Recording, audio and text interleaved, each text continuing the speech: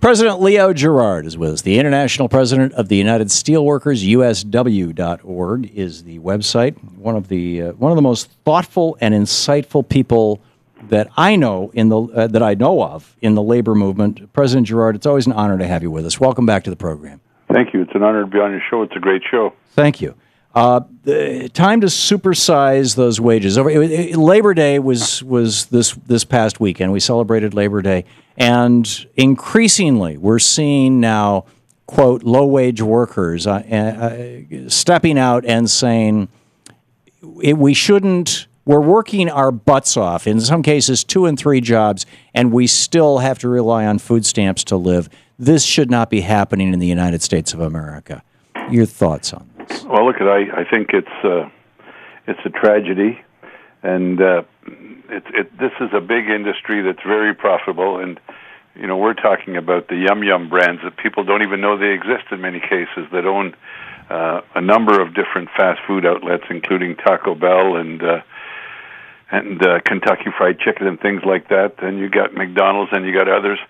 You take the McDonald's CEO. I don't know if you saw it, that the McDonald's CEO got with Visa, and they did a budget for a low-wage worker. That what the budget says, if you can work 80 hours a week and have $20 a month for your health care and don't buy any food or don't buy any clothes, you could probably make it all right. Yeah.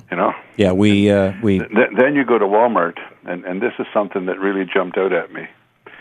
The average Walmart store, because they pay their people so little, is subsidized to the tune of about $1.7 million from Medicaid and food stamps on average per store. That's not counting the extracted tax breaks they get from the region and all of that kind of stuff. So this is not an industry that couldn't afford to pay people decent wages. And when you use Walmart, you can just compare it to Costco. People at Costco at least have a living wage. Yeah. So what is in your mind, what is the state of labor in America today, and why? I think labor is, in this case, I agree with President Rich Trumka of the AFL-CIO. I'm not sure if I'd say crisis, but I'd say tipping point. That the labor movement has been under attack since Ronald Reagan. That attack has been heightened by the extremism of right-wing Republicans. It's been exacerbated by the big money able to buy elections, in particular at the state level and congressional level. They weren't able to buy the presidency, thank God. But at the state level, and they've been expanding at state level again, right-to-work laws. And I've had occasion to talk about right-to-work, and we're to be blamed for letting them steal the language and making people in the general public believe this is about jobs. It's not a right to a job. What it is an attack on the labor movement, and you couldn't get away with this in any other part of society, because what it says is that if there's a union in the facility, you can decide not to pay union dues. But if the union negotiates an improvement in benefits, in pensions, in wages, then you're entitled to get that benefit. And if by some freak of nature you were to get disciplined or have some workplace issue from your boss or your foreman, and you came to the union would have to represent you, or it would be an unfair labor practice. So this has nothing to do with jobs. It has nothing to do with work. It has everything to do with weakening unions' ability to do collective bargaining. Then you take on top of that, and I don't want to go on and on, but if you take on top of that, America has the weakest labor laws of any major industrialized country. And with the way I characterize it, you have the right to try to get a union, and the boss has the right to do anything they can to stop you. Should you win the right to get a union through a voting process, then the boss has every right to try and stop you from getting a collective agreement. And the worst thing that happens to the boss is they're told to go do it again. So those are all the factors, and I think we have to understand that it's a problem, and we have to get with allies who share our values and build a response to that.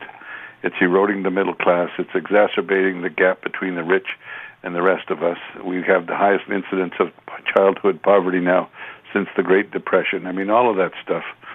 We got kids coming out of college with college debt that's equal to the first mortgage on a house. I mean, the whole system is breaking down, Tom. It seems to me, President Girard, that the original sin, if we were to point to one, and I love to, everybody loves to point to Reagan's busting of Patco and installing the first Secretary of Labor who's actually hostile to labor. But it seems that the real original sin, the original metastasized cancer cells, pick your favorite lousy metaphor, was Taft-Hartley. And I have not heard anybody in a long, long time. I mean, I'm doing an op-ed on TV about it tonight, about how it's time to roll back Taft-Hartley. But it seems like this has been completely forgotten. I mean, it was 1947 when that happened. Yeah. Is there any serious, effort to do anything about Taft-Hartley? And if so, where do I sign up? Well, the answer is probably not. Although we should have. The closest that would come to repealing Taft-Hartley or making inroads against its aggression would be the last attempt on the Employee Free Choice Act. And once again, it failed to get the requisite 60 votes because we had 3 Democrats that waffled on us. And we weren't able to get there.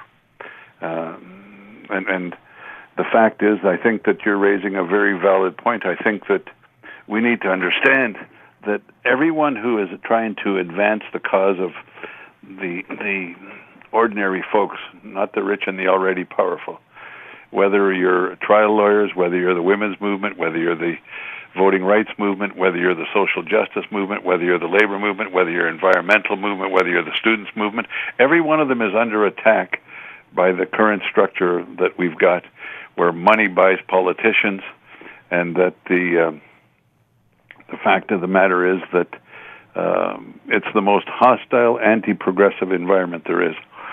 When they start to attack the president for wanting to reduce the student loans, for example, when they refuse to put in high-speed rail because it could end up costing money. I mean, we're right now, America's infrastructure is falling apart, and that goes with the labor movement. That goes with income inequality. That goes with all of those things. And so my view is maybe you got the right approach. Maybe we need to go all the way back to Taft-Hartley and start to go on the offensive about repealing Taft-Hartley, repealing right to work. In too many places where we've had right to work and we've had democratic administrations at the state level, we didn't go on the offensive to get it repealed. Yeah, if you repeal Taft-Hartley, then the right to work for less laws would become invalid, would they not? Yeah. And there's just so much of that, and this may sound like heresy, but I think we've reached a point where the attacks from the extreme right have become so sort of omnipresent and bankrolled by such big money in the political system that no one who's for a progressive future for our kids and grandkids, no institution can do this on their own. We have to come together as we've never come together before. And if you look at, we just celebrated the 50th anniversary in the March on Washington. And the 50th anniversary on the March on Washington was working people led by Walter Reuther, led by A. Philip Randolph, led by Dr. Martin Luther King. Yep. And we put together... Hang on just a second.